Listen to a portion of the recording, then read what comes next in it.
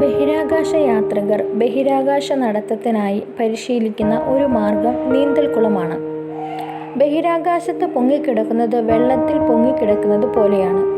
ഒരു വലിയ നീന്തൽക്കുളത്തിൽ ബഹിരാകാശ യാത്രികർ വെള്ളത്തിനടിയിൽ ബഹിരാകാശ നടത്തം പരിശീലിക്കുന്നു. ഈ കുളത്തെ ന്യൂട്രൽ ബോയൻസി ലബോറട്ടറി അഥവാ NBL എന്നാണ് വിളിക്കുന്നത്. ടെക്സസിലെ ഹൂസ്റ്റണിലുള്ള നാസയുടെ ജോൺസൺ സ്പേസ് സെൻ്ററിനടുത്താണ് ഇത് സ്ഥിതി ചെയ്യുന്നത്. ഈ കുളത്തിൽ 6.2 ദശലക്ഷം ഗാലൻ വെള്ളം അടങ്ങിയിരിക്കുന്നു.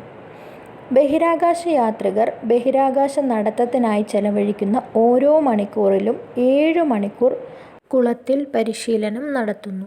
ബഹിരാകാശ നടത്തം പരിശീലിക്കുന്ന മറ്റൊരു മാർഗമാണ് വെർച്വൽ റിയാലിറ്റി.